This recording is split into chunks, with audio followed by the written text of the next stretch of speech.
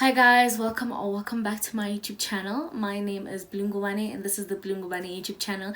Thank you for tuning in. Please make sure that you like this video and subscribe to join this ever so blue beautiful family. Thank you once again for tuning in. In today's video we are sharing a story time about the time I almost drowned. Let's take it way back. I was in high school. I was doing grade 10. So around the time that I was doing grade 10, I decided that I wanted to be in the school hostel because I had just chosen my major subjects, the subjects that I'm going to be doing up until matric.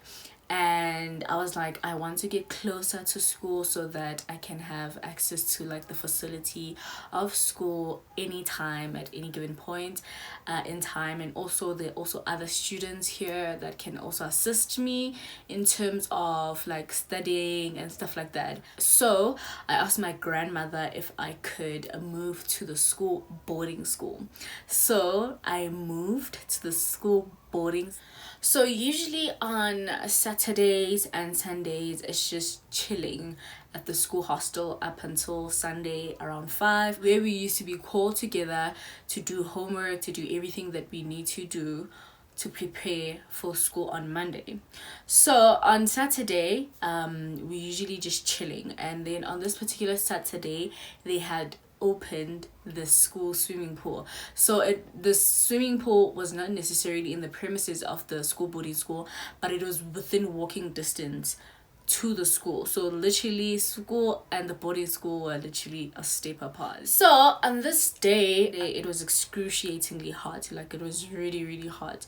And then we had asked the teachers, one of the teachers, to open the school swimming pool for us so that we can go and have a little swim.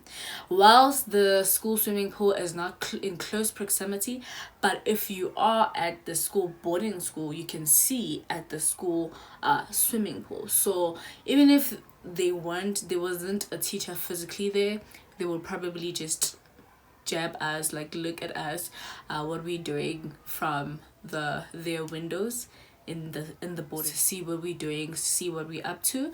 And whilst that was in place, also the teacher had put one of the senior girls to like observe us and to kind of see that we don't do anything shady or nothing like that, like nothing goes wrong. So she was also there with us at the swimming pool area. There wasn't a lot of us on that particular day, there was just a number of us.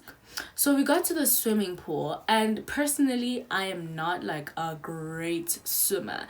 I was kind of like, I'm kind of like a swimmer that saw how people swam and then I kind of adapted, but I don't have like the basic skills of, okay, for sure I know what I'm doing. I just saw, okay, this is how they paddle, and then I just kind of from that knowledge decided one day that I'm going to dive into the pool. So because like I'm a lover of water as well, like the opportunity to go swimming for me is always just like, let us go, let us go, let us go. And it's also very important to note that whilst the senior was there, she was also with her friend who was also in my class. They were mostly younger students. I think it was just myself and the other students that was in my class, and then the senior, and then the other students were just like a grade or two lower than myself. So that means that these individuals were like petite, they were small,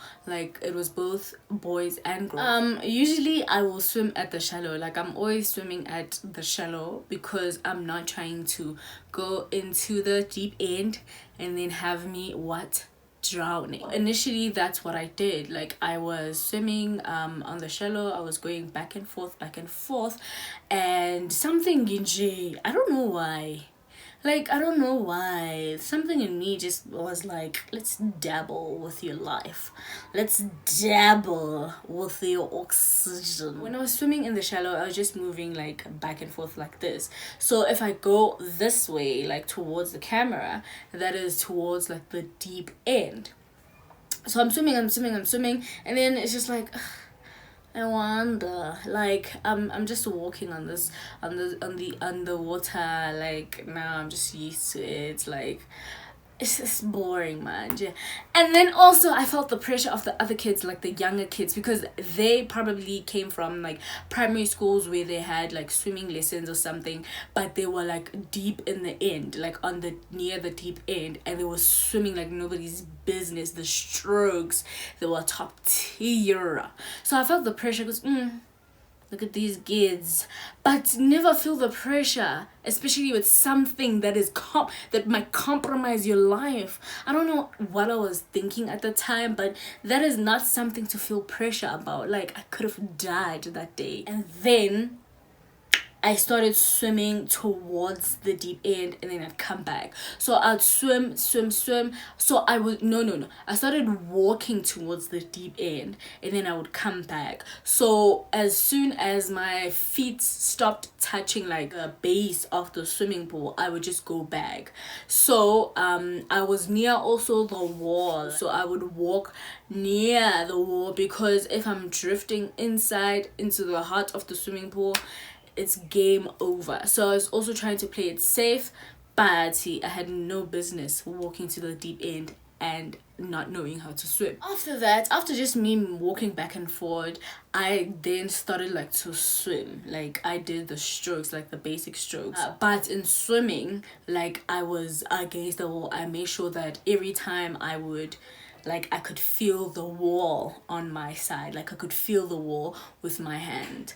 So nonetheless, I would, I was trying to swim, but I'm not also trying to die. But I had no business again swimming towards the deep end. I thought I got a hang of it. So next things next, I am trying to touch the wall of the pool. I've ran out of air because I was underwater. I held my breath, and then I went underwater, and then now I'm trying to touch the wall of the swimming pool, and I'm not reaching. Like, I'm not reaching. I'm not reaching. Like, I am. I tried it with my leg. I tried it with my arm. I extended my arm as furthest as I possibly could have been. The next logical thing for me was to go down, touch the floor of the swimming pool, and go up. So let me just put it in context. So I wasn't in like the deep end. It was probably like the middle end, but it's enough for me to be covered underwater and also have a bit of water in between my head and the surface of the water. So I squat down, I go down, and then I try jumping up. So when I tried jumping up, that split second, I was like, and then I was able to see that, oh my gosh, oh my, I am almost in the middle of the swimming pool. I'm gonna die.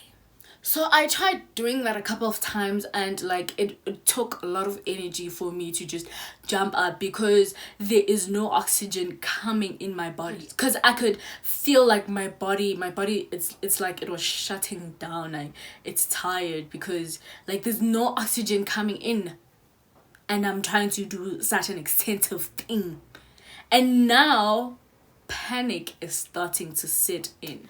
When panic started to set in, the logical thing that anybody could ever do is to scream. Every time I jump up on that surface would be to scream or paddle my hands so that they could see that, hey, someone's underwater, they can't get out, to just call attention on me so they could recognize, oh, okay, this person might possibly be drowning, let us get them out of there. But what? I'm a teenager and we're in high school. I think to myself, Monday is coming. And do I want to be known as the drowning girl? What? No. I'd rather die. I'd rather die than the entire school to be known as someone that almost drowned, to be trending on Monday as, hey, did you know that Blue almost drowned during the weekend? She almost drowned. Blue? Gone. Almost. I was not about to have that on my social status. I was not about to have that on my name. On my name. Never that. Never that. I could have like asked for help, because I remember when I was I perked up a bit, I could see that girl that was a senior that was allocated to overlook the place, but she was busy on her phone with my classmates. So they were busy on the phone, but I was not about to give in and then be known as someone that almost drowned in high school. That was gonna haunt me for the rest of my life. That was gonna be something that followed me. Even people that didn't like me would be like, oh Blue, the one that almost drowned, the one that was got to death, the one that couldn't swim, you know, just like, no man, I don't want association like that with my name, like, no. And just thinking that, like, I don't even know, like, first of all, I could have literally died, but I guess I don't know. I don't know why would anyone do that to themselves in the name of not trending. But I did that. I was like, I'm not about to wobble my hands, make a scene, and show that I'm drowning. Ask for help. I'm not about that. I'm not about to do that. I'd rather die. And I remember just saying a small prayer. I was like, God, get me out of here, or else I am joining you, Father. I am joining you, because there's no way I'm going to ask for help. There's no way. It's either you're gonna give me strength or an extra lung that has untouched oxygen, or you're just gonna push me, are going to just gonna blow wind in my direction, and then I'm gonna find myself in the shallow end, because I'm not about to be seen lurking, be seen worse drowning. I'm not about to do that. I'd rather die, Lord. Whilst that, yeah, about that concept, like, I honestly don't know, because I literally dabbled with my own life at that time. Do not ever do that. Like, do not ever do that. I was lucky because I'm here today, but you never know. Like, you could, like, it could just be an opportunity, and then, like, things could go wrong. Like, things could have gone totally wrong with me because of just that mindset that I had then. But now, if I was drowning, I would scream for help. Scream. Scrummed, yeah. Scrum. I would do that in the name of what? Of my life. But imagine I surrendered my life because of social status. What? So I guess after just praying the prayer, I just kind of surrendered my life. I was just like, what am I do? I'm gonna fight. I'm gonna keep on jumping from the surface, and then if it happens, it happens. Then I get out. If I don't, I don't. But I guess, like, my survival instinct hadn't really kicked in, because there's no way, knowing the potential of my survival instinct, there's no way I was just gonna die in that swimming pool. I was gonna let myself die in that swimming pool. But again, nonetheless, so what I started doing was that I would go down and then I would jump diagonally. So I wasn't jumping up now, like upwards. I was jumping diagonally. So I was jumping diagonally and then down and then diagonally. And then almost when I was, and at this point, like, I was drinking the chloride in that swimming pool. I was gobbling on it. It became my daily bread at that moment. Because what? I was swallowing it. Like nobody's business. It's going in my mouth, it's going in my nose, in my ears, like everything, it's just coming in. And I can't believe so it's just coming in. There was a lot going on at this point, but I'm just like, I'm convicted of the fact that I'm not gonna ask for help. I'm not gonna ask for help. I'm not gonna be known as the girl that almost drowned. Why? What must happen about that? Then I happened to feel the tip of the wall of the swimming pool. And then I jumped, went down, and then jumped once more, and then grabbed a hold of the edge of the swimming pool. When I tell you,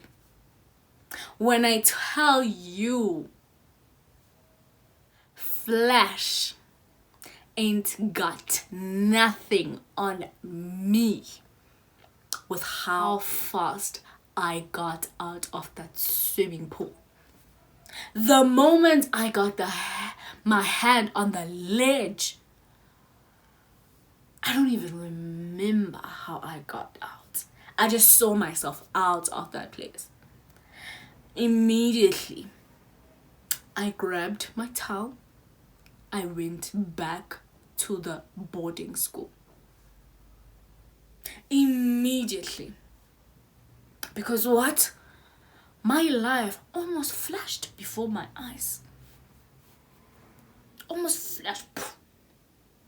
What? And I'm going back to the school hostel and I'm looking at my hands, my feet. My feet at this point were white. Like they were white. It didn't look like there was some circulation of blood that was happening. They were white and they were shriveled up. My fingers were shriveled. My skin was pale. I was decomposing already. Decomposing underwater. All at what cost? Just so I cannot be caught lurking. So I went back to the boarding school. I didn't talk to anybody. When I left the swimming pool, I didn't talk to anybody. I didn't look at anybody. And people were just continuing with their activities. Just to note that I wasn't making it seen. And therefore the people that were there didn't know that there was something wrong.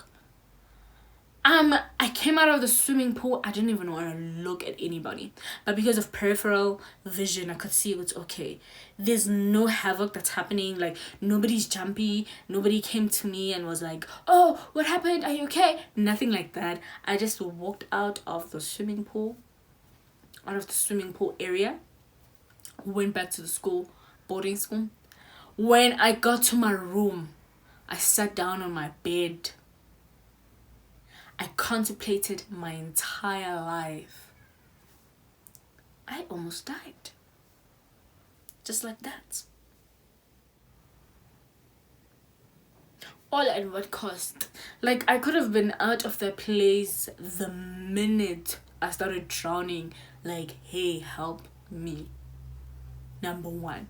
Number two, I had no business going to the deep end knowing very well that I'm not a good swimmer. I don't know how to swim. But who is a Van Damme?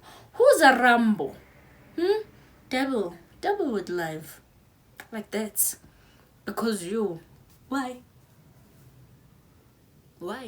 And honestly, I think it was just that prayer. Like, it's either, Lord, you get me out of this place or I will drown.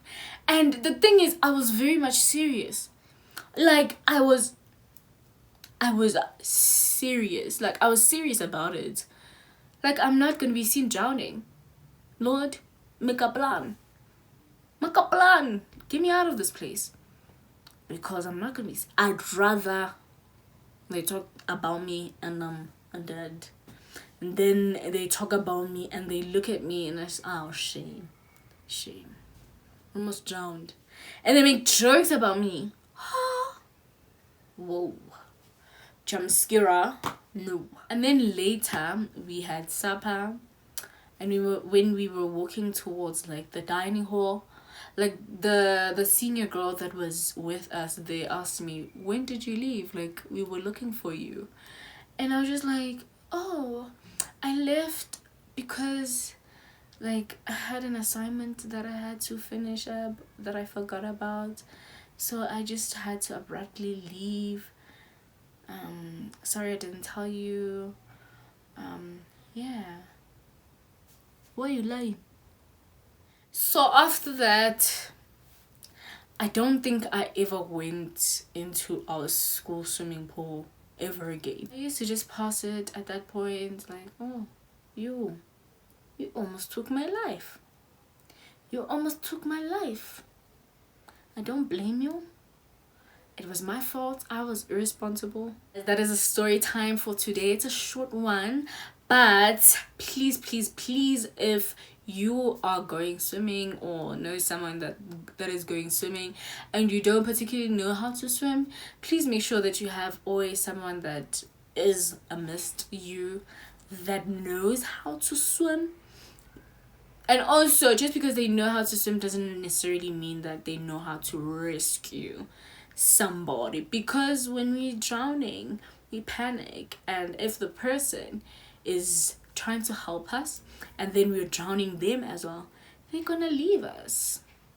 They're gonna prioritize their own lives. Nonetheless, guys, do not do what I did. That was very reckless and very irresponsible of me. It could have cost me my life. Not even it could have cost me money, like my house, nothing like that. It could have cost me my life, and that is just something that is final. Like, can't get it back, can't negotiate it. It was just gonna be that and that. Until our next video, do take care of yourself. Make sure that you like this video and subscribe if you haven't already, to join this beautiful Ever So Blue family. Goodbye.